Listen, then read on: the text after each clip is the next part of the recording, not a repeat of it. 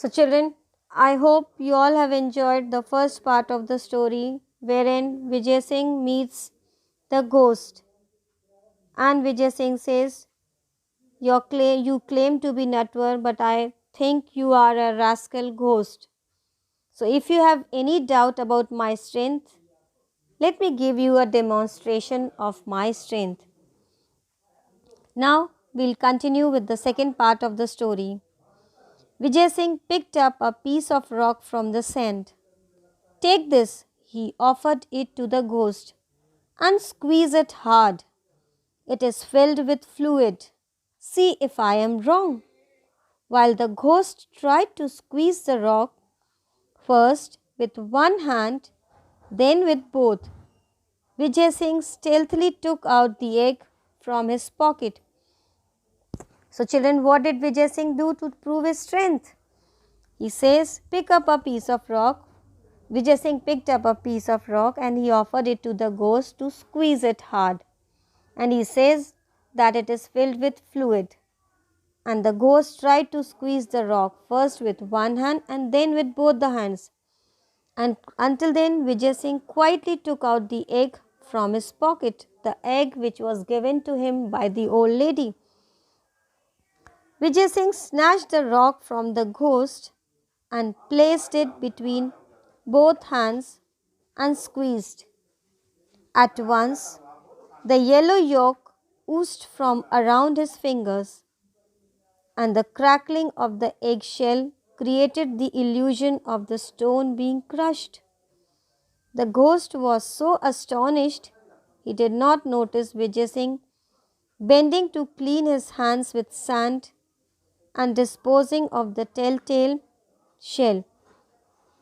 Vijay Singh then picked up another piece of rock and gave it to the ghost. Without a word, the ghost took it, felt it, and peered at it. Vijay Singh put his hand into his pocket to take out the lump of salt. So now, children, what did Vijay Singh do? He snatched the rock from the ghost and he placed it between both the hands and squeezed. And at the same time, he was holding the egg also. And he oozed this, and at once the yellow yolk oozed from around his fingers, and the crackling sound was produced, giving the thought that the stone has been crushed. And the ghost was so surprised that he did not notice Vijay Singh bending down to clean his hands with sand. Vijay Singh then picked up another piece of rock and gave it to the ghost again. And this time, without a word, the ghost took it, felt it, and looked at it. Vijay Singh put his hand into his pocket to take out the piece of salt which was given to him by that lady.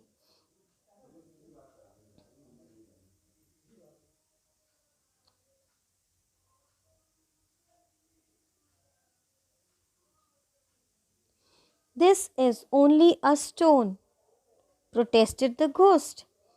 And anyway, it is too dark to see. So the ghost said that it is just a stone and it is too dark, it's not visible.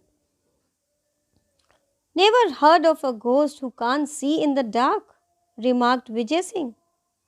That stone which you hold in your hand contains salt. Crumble it and see. Again, the ghost tried to crush the stone, but in vain. He handed over the stone to Vijay Singh. The ghost was now beginning to doubt his ghostly powers. So this time, Vijay Singh told him, gave the stone to him to crush it and see. Again the ghost tried to crush the stone, but it was all useless. Again he handed over the stone to Vijay Singh. And now the ghost himself started doubting on his powers. I can see that you are not going to be a worthy opponent. What's the use of wrestling with a weakling whom I can floor in a minute? So saying, Vijay Singh casually crumbled the lump of salt and let the stone drop in the darkness.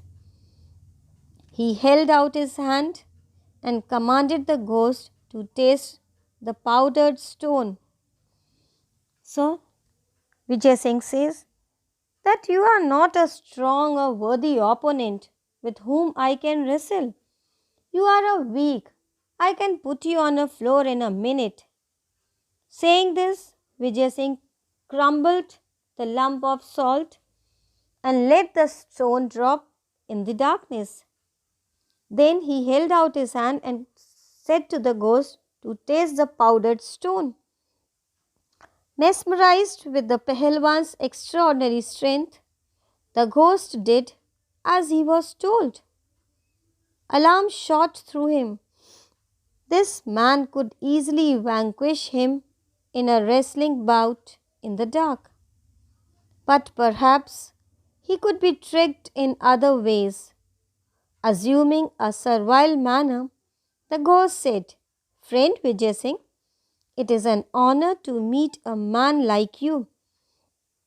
So, children, the ghost was so surprised, mesmerized means surprised. He was surprised with the Pahalwan's extraordinary strength, power. He told that he was quite surprised, quite pleased with him. And then he thought that this man could easily be defeated thoroughly in a wrestling bout in the dark, Vijay Singh thought. But perhaps he thought he could be tricked in other ways. So Ghost thought that this man can be tricked in other ways. So assuming a servile manner, servile means children, willingness to please others. So he tried to please Vijay Singh. Pleasing him, he said, Friend Vijay Singh, it is an honor to meet a man like you.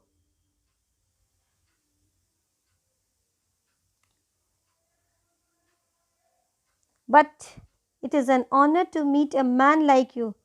I admit to being defeated. But where will you go tonight? Rest in my house.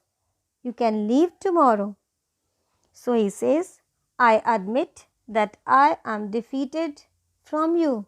But as it is darkness, as it is dark tonight, so where you are going to go? Rest in my house, and tomorrow morning you can leave it.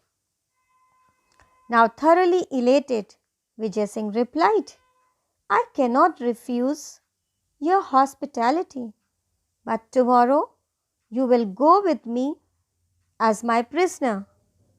I must display the trophy of my victory to my people. The ghost bowed in agreement, but silently vowed to kill Vijay Singh in the night. He led him to his house in the cave. So now Vijay Singh became quite happy. So he did not refuse his hospitality, and he says, but tomorrow on one condition, I'll rest in your house on one condition, that tomorrow you will accompany him as the prisoner so that he can display the trophy of victory to his people. The ghost agreed, but silently, quietly he vowed, he promised that he will kill Vijay Singh in the night.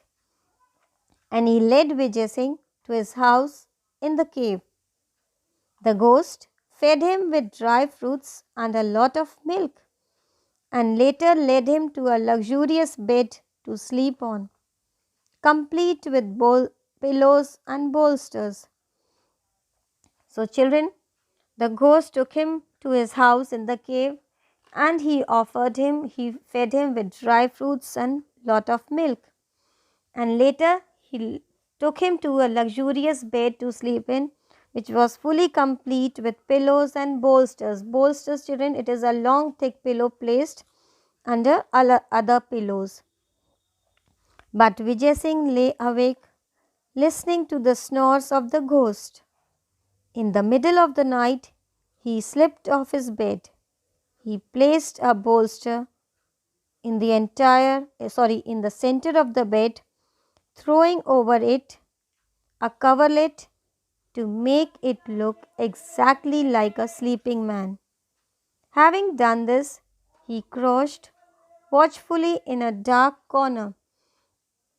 So, children, he did not sleep. What did he do at night? Did he sleep? No, he kept listening to the snores of the ghost. Then, suddenly, in the midnight, he quietly took off his bed and he placed a bolster in the center of the bed and covered it with a coverlet so that it gives an impression that some man is sleeping. And then he sat watchfully in the dark corner of the room. Sure enough, just before the break of dawn, the ghost approached the bed armed with a stout club. He brought the club down on what he thought was Vijay Singh's head. Not hearing even a groan, he smiled, pleased that he had killed his enemy. So, just before the morning, the ghost approached the bed with a heavy club, a heavy weapon. He brought that down on what he thought it was Vijay Singh's head. And he did, no, without even hearing a cry, he smiled, pleased, and he thought that he had killed his enemy. However, just to make doubly sure, he struck the bolster 6 times more. Satisfied with his work, he returned to his couch and covering his head, settled down to sleep again. Meanwhile, Vijay Singh crept silently back into bed. After a pause, he groaned, as if in disgust, threw back his coverlet and sat up. So, children, however, to get confidence that he is really killed, he struck the bolster 6 times more, and when he was satisfied, he returned to his couch and he again went to sleep. Until then, Vijay Singh quietly went back into the bed, and after a silence, he groaned as if in disgust and he threw back his coverlet and sat up. Disturbed by the noise, the ghost peeped from under his bedclothes to see the strong man stretching his arms above his head and yawning. For a moment, the ghost turned rigid with shock. "Friend ghost, there are insects in your cave," said Vijay Singh in a complaining voice. "Here I was, enjoying the sweetest sleep I have had in years, and there comes this insect to trouble me. I distinctly counted 7 flappings of its wings. Of course, it has not bitten me, but it's most annoying." The ghost panicked. Those 7 blows could have reduced any other man to pulp. There is no safety near a formidable wrestler like this, he thought, and fled from the cave, leaving behind all his ill-gotten wealth. So, children, now hearing the noise, the ghost peeped in. And what did he see? He saw a strong man yawning and stretching his arms. For a moment, the ghost was shocked. Vijay Singh says, "Friend ghost, there are insects in your cave. And here I was enjoying the sweetest sleep I have had in years. And there comes this insect to trouble me." So, pointing towards the ghost, he says, "There comes the insect to trouble me. And I counted 7 flappings of its wings." So, he pointed towards the ghost that it tried to kill me, but it has not bitten me. But it's most annoying. The ghost started panicking. Those 7 blows would have reduced any other man to pulp, he thought. Then he thought, there's no safety near this wrestler like this, he thought. And then he ran away from the cave, leaving behind all his ill gotten wealth, all the wealth which he has acquired by harassing and troubling the people. He left all that wealth and ran away. It took several camels from the village to remove the property Vijay Singh had acquired. He returned much of it to the rightful owners. He went specially to the old woman, thanked her for her invaluable gift, and asked for her granddaughter's hand in marriage. Henceforth, Vijay Singh was more careful about boasting. It is said that no traveller was ever troubled again in the haunted desert. So, children, the property was so much in number, so large that it took several camels to remove the property from the cave to the village. And he returned much of the property to the owners, to the correct owners. Then he especially went to the old woman for her invaluable gift and thanked her and asked for her granddaughter's hand in marriage.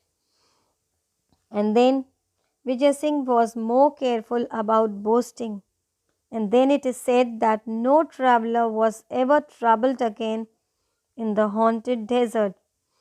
So, children, after that, no traveller was troubled in that haunted desert. This is a story written by Indira David. I hope you all have enjoyed the story, as you all, the children, are especially very fond of ghosts. So, read both the parts together and enjoy the story once more. Thank you. Have a good day.